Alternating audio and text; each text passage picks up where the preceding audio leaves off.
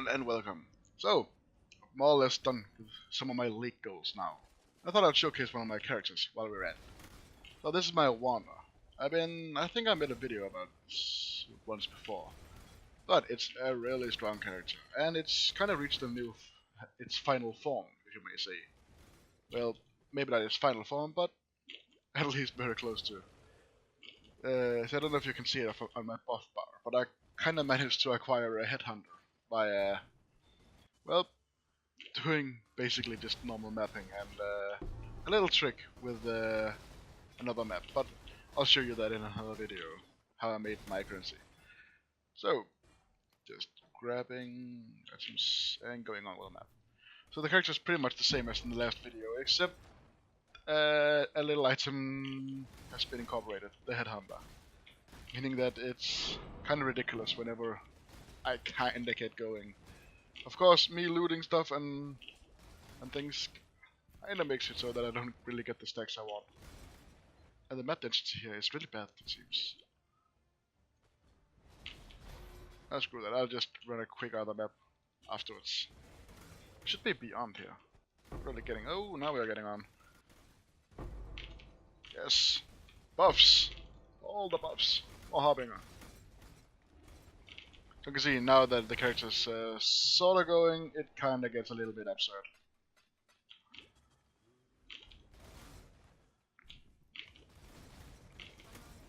But that's just Headhunter. It's a fun little thing. So let's run a quick little on the map. Let's see what I can find. Something sorta easy. Maybe not. Something with a straight layout. Really should have prepared a map for this. Ah, damn it, I'll just skip to when I open the map. So open the strand map. It's not shaped or anything, so nothing too exciting there. The density is not the best in strand anymore, but with the ease of layout, I should be able to find some rare packs and get this party started. So basically, this is just me having some fun now that I finally managed to acquire my Headhunter. Managed to buy one for 74 exalts, I think it was. But yeah, subscribe if you want to see how I made my currency. I'm making a build on that perhaps later today, perhaps tomorrow. Short summary of it, it's basically running the vault map, making sure it's rolled correctly and that sort of stuff. And using the Harbinger orbs and... well, I'll get into that in another video. Sorry for the rambling, I'm trying to at least provide some commentary while playing. I'm not really used to this sort of stuff. But yeah, the Headhunter really doesn't do much with the bosses, unless I can get the buffs stacked up beforehand. Still need to get a +2 barrage enchant on my helmet. Not that the build really doesn't shine as much as I would like it to on single target. But yeah, the build. I'm using the Tempest Binding with the kinetic blast setup. Greater multiple projectiles, pierce, and elemental damage with attacks. This helm is fantastic for stuff like kinetic blast or any other bow skill that you really want a single target on, especially for elemental builds. I'm also using the Piscator, which combined with the Headhunter, getting some sweet added elemental damage to my attacks that are then doubled, is quite insane whenever I get it completely stacked up. For rings and amulet, I just want added elemental damage, some crit, and some life and some element resistances. For gloves, accuracy and attack speed is really important. It goes a long way for ensuring your damage. For movement speed, I'm using a Queen of the Forest. It also provides a large amount of evasion and decent amount of health. Coupled with a shield with a very decent amount of evasion, good attack speed, good accuracy. Well, a shield might mismatch set you back a couple of exalts, but I think it's definitely worth it. It's the smoothness you get from such evasion and movement speed is fantastic.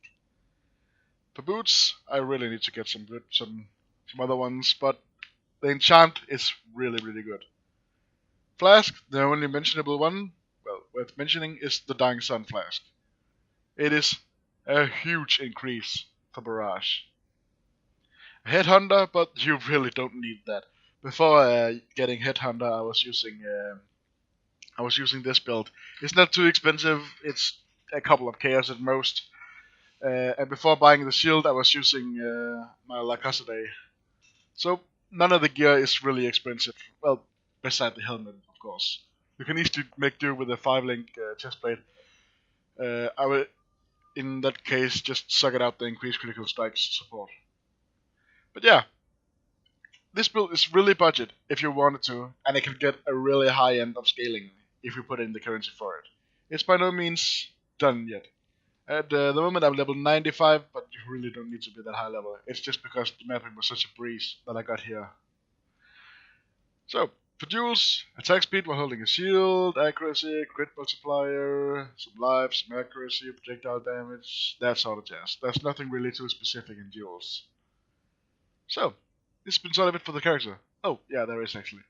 The Conqueror's Potency duel is really important together with the Pathfinder notes and the Flask notes up here. This makes it so that I get a tiny bit above 33% Flask effectiveness, meaning that my Dying Sun will give me 1 additional projectiles more than it already states. But yeah, sorry for the little bit of rambling video. I'm trying to get back into the swing of editing and recording videos again after a little 2 weeks break.